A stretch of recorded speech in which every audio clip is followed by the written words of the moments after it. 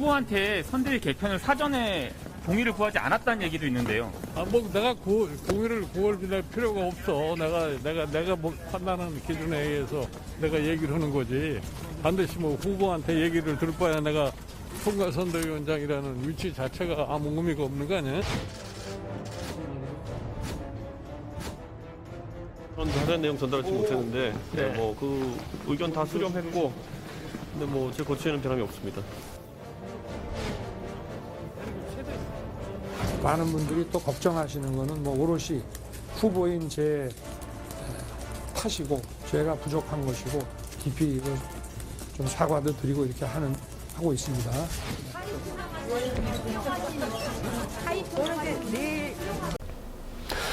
안녕하십니까. 이승훈 변호사 TV의 이승훈 변호사입니다. 오늘 또 여러분과 이준석, 김종인, 윤석열 후보의 선대위, 난장판 선대위에 대해서 얘기해 보겠습니다. 정말 자중질환입니다. 이준석 대표는 마이웨이, 김종인 대표는 윤석열 후보와 상의도 없이 선대위 해체, 윤석열 후보는 혼자서 지금 고민하고 있는 것 같은데요. 국민들 보기에 굉장히 민망하다 생각되고, 드디어 선대위가 총사퇴하고 원내대표 사퇴하고 다 이렇게 사퇴를 시작했습니다. 이게 사퇴 쇼가 되지 않기를 바라고요. 김종인 위원장이 지지율 1월 말이면 오른다. 오를까요? 정말 오를 수 있을까요? 어떻게 하면 윤석열 후보의 지지율이 오를까요? 제가 뭐 그런 고민을 할 필요가 없는데, 지지율이 떨어진 이유를 보면 지지율이 오를 수 있는 이유를 알 수 있겠죠? 왜 지지율이 떨어졌는지 오늘 한번 알아보겠습니다.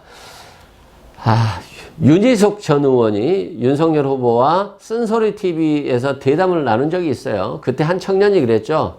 성렬이 형, 친한 척 하지 말고 대통령다운 모습을 보여라고 했습니다. 윤석열 후보의 지금 모습이 대통령답지 않은 거예요. 왜 근데 그걸 모르십니까? 첫째, 1일 1망원이에요. 뭐 실언을 너무 많이 하는 거예요. 그 중에 가장 최근에 대표적인 게 딱 하나. 못 살고 못 배우면 자유의 가치를 모른다. 말이 되는 겁니까? 일제시대에도 못 살고 못 배웠어도 많은 사람들이 나라를 찾기 위해서 열심히 항일, 독립투쟁을 했습니다. 그런 측면에서 윤석열 후보는 못 배우고 못 싸우는 사람들을 마치 원조우 대상처럼 본 게 아닌가 이런 생각이 들고요. 그 다음으로 상대 후보에 대한 막말입니다.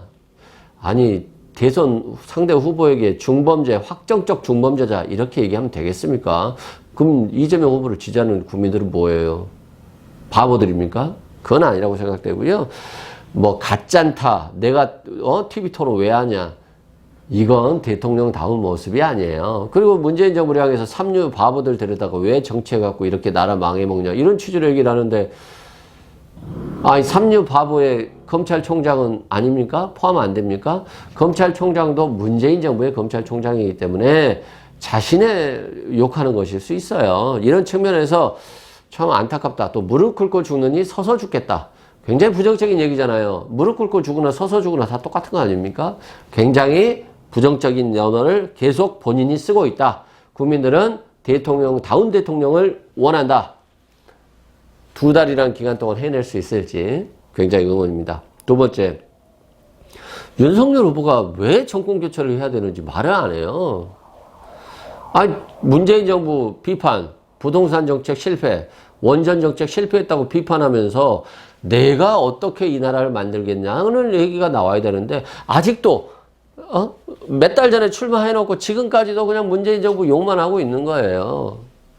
국민들은 왜 정권 교체를 해야 되고 내가 어떻게 나라를 바꿀 것인지에 대한 얘기를 해야 돼요.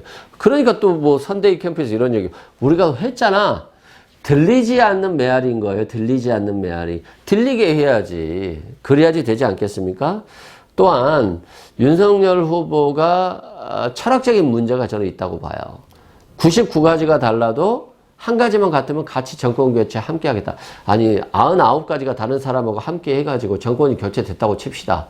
그 사람은 어떻게 정치를 어떻게 합니까? 그럼 다 칠 겁니까? 99가지 다른 사람들? 그래서 안 되는 거예요. 어떤 누군가 하려면 폭을 넓히는 것도 중요하지만 최소한 이 사람과 같이 할 수 있느냐를 고민해 봐야 되는 거예요. 신지혜 씨 그냥 모셔다가 2주 만에 그만두게 만들었잖아요. 이게 뭡니까 이게? 신지혜 씨도 바보 되고 윤석열 후보 선대위도 바보 되는 거예요. 정치 노선이, 정치 철학이 지금 문제다. 이런 생각이 들고요.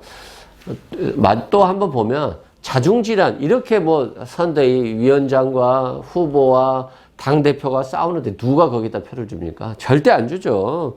김정인 위원장 전에 윤석열 후보 측 선대위를, 관계자를 두고 주접던다고 그랬잖아요. 그리고 나 이제 안 간다고 그랬잖아요. 선대위에. 근데 왜 간 거예요? 저는 당시에 왜 가지? 이해가 안 되더라고. 뭐 명분이 있어야 되잖아요. 내가 윤석열 선대위에 가서 뭘 하겠다고 해야 되는데 정권 교체를 위해서 그냥 합치겠다야. 다. 그러면서 이제 와서 뭐 후보에게 연기나 잘해라. 메시지와 일정은 내가 다 챙기겠다고 하는데 그럼 지금까지 뭐 한 겁니까? 메시지와 일정이 다 지금 오류가 나고 혼선이 나는데 지금까지 총괄선대위원장이 뭐 하고 있어? 손 놓고 있다가 이제 와서 하겠다?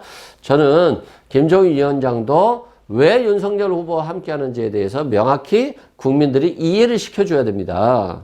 이분이 그냥 윤석열 가지고 정권 교체만 해서 내가 뭔가 자리나 탐하는 사람인지 아니면 정권 교체에서 정말로 국민께 어떤 비전과 어떤 모습을 보여줄 건지에 대한 뭐 이게 나와야 되는데 전혀 없다는 거. 이게 좀 이 지지율 하락의 원인이고 그다음에 이준석 대표 가만히만 있어도 이긴다잖아요. 그러면 모든 게 윤석열 후보 책임이라는 거예요. 윤석열 후보가 메시지를 잘못 내고 윤석열 후보가 김건희 씨 의혹에 대해서 사과하지도 않고 계속 시간 끌고 선대위가 문제인데 선대위 개편도 않고 조수진 최고가 이준석 대표에게 들이밀면서 후보말만 듣겠다는데 그것도 정리를 하지 않고 결론은 당신 때문에 떨어졌답니다. 이준석 대표의 처방은 윤석열 후보가 문제다. 이 말이에요. 근데 후보를 교체할 수 없으니까 이렇게 계속 이준석 대표가 마위하고 있는데 결과적으로는 이러한 문제에 대해서 윤석열 후보가 이준석 대표와 김정인 위원장에 대해서 정리를 못하고 계속 끌고 가니까 이것도 저것도 리더십은커녕 결정장애가 있나 이런 고민을 갖게 되는 거예요. 국민들께서는. 그런 측면에 어떤 지지율 하락의 원인이 있다 생각되고 이 지지율 하락을 벗어나기 위해서 마지막으로 안철수 후보와 단일화 이벤트를 할 것으로 보여지는데요.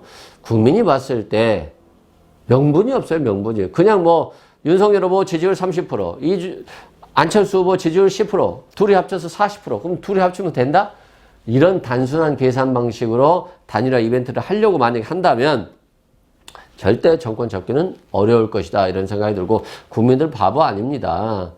지금 윤석열 후보가 대통령다운 모습이 보이지 않으니까 지지율이 떨어지는 거예요. 그러면 안철수 후보가 대통령답냐?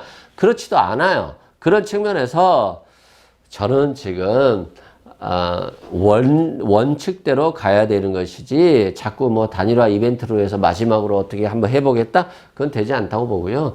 안철수 후보 분명히 저번에 서울시장 오세훈 서울시장 후보와 단일화하면서 국민의힘에 입당하겠다. 대선에 출마하지 않겠다고 했어요. 말이 바뀌었으면 말이 바뀐 이유에 대한 정확한 설명이 필요하다라고 이런 생각이 들고요. 자중질환 국민의힘 선대위 참 국민 보기 민망하고요. 앞으로 또 좋은 모습으로 보여주셨으면 좋을 것 같습니다. 또한 이재명 후보도 지금 이런 자중질환 상태에서 저는 이재명 후보가 계속적으로 어떤 정책과 비전을 제시하면서 차별화를 하는 것은 굉장히 잘하고 있다. 굉장히 차별화되고 있습니다. 윤석열 후보. 그래서 지금의 지지율 격차를 더 늘려나가야 된다. 이런 생각이 들고 꼭 국민들이 바라는 대통령이 될 수 있도록 많은 준비를 하고 또 윤석열 후보나 다른 후보들과 TV 토론을 통해서 그런 모습들을 보여주는 그런 대통령 후보가 되는 게 좋겠다 생각되고 남이 아닌 나를 위한 선거가 되기를 바랍니다. 예, 오늘은요 난장판 국민의힘 선대위에 대해서 얘기를 했고요.